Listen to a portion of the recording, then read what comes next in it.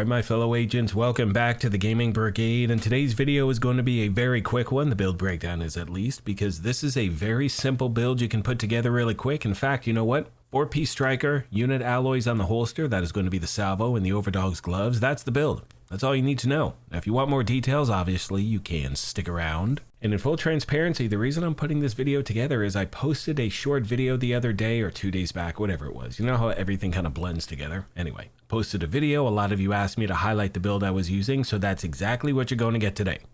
Alright, so starting with the specialization, we are using Gunner, and we're doing that to get that extra armor on kill. We get a reload speed increase. We do have access to the Banshee Pulse, even though with this version of the build I'm not using that. You're going to get some extra rate of fire as well. You will get some extra weapon handling when you're in cover. And always remember, my friends, you need to make sure you have the proper weapons activated in your weapon skill tree. That way you're getting that 15% weapon damage bonus regardless of which one you're using. And I say that because a lot of us out there, we use the same template for different builds. You don't switch those weapons. You're leaving weapon damage on the table, and you do not want to make that mistake.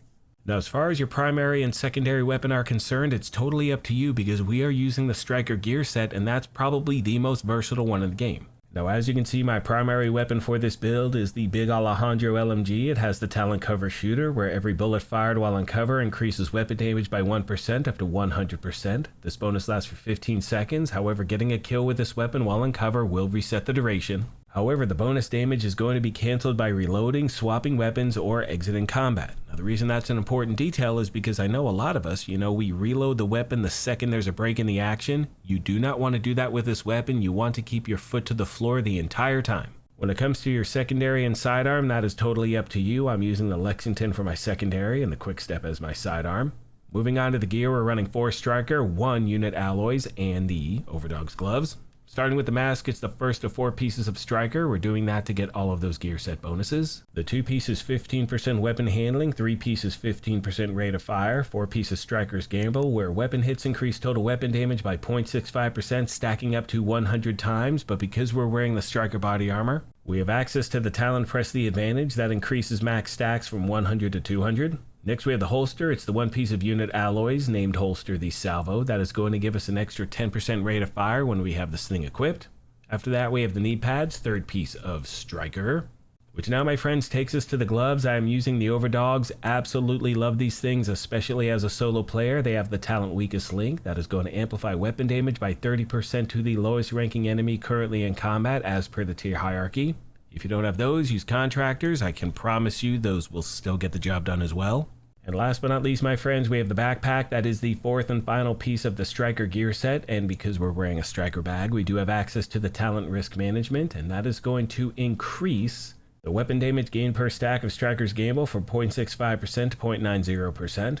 As far as the skills are concerned, for this version of the build, I'm using the Fixer Drone and the Booster Hive. You could use whatever you want. You could also use the Reviver Hive, totally up to you. Finally, I want to mention in the gameplay footage you're about to see, I do not have any global modifiers active whatsoever, and the reason for that is simple. I want to ensure that whenever you see this build, you know exactly what it can do without any special events. Hope this helped you out, my friends, and as always, questions, comments, or feedback, please let me know, and I'll do my best to get back to you as quick as I can. On that note, I'm going to leave you with some gameplay footage and a few final thoughts. As always, I want to take a moment and thank you all for your incredible continued support.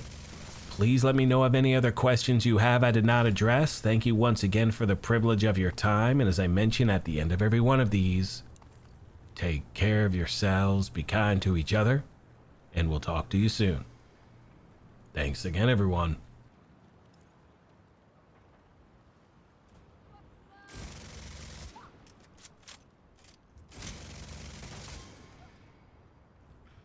Hello once again, my fellow agents. I hope you're doing well on this fine day. Alright, so always remember, when it comes to any build you see out there, these are just a template, you know what I mean? The most important thing is to take your time, make a build your own, all that good stuff. Now, with the build I just showed you, I'm sitting at 1.5 million armor, and the reason I put that together is because a lot of you asked me to put together kind of a tanky striker build. But for the record, you do not need that much armor, because a lot of people make the mistake, they put too much armor, not enough weapon damage, and they can't figure out why they're dying. It's because you're not taking out the NPCs fast enough. However, with this build, I mean, you can see you are putting out a really good amount of damage. Not only that, you are able to take some damage as well. For me, I'm usually wanting my builds to sit anywhere between 1.1 and 1.3 million. I think that's a good spot, but again, totally up to you. As I said, this is just a template. However, as I mentioned, this is a great starter build for a lot of players out there. Now, I'm sure some of you are thinking, why am I not using tipping scales? The only reason I'm not highlighting that gear set is I just posted a video the other day going over that gear set as well. If you missed that, I will leave a link to it in the video description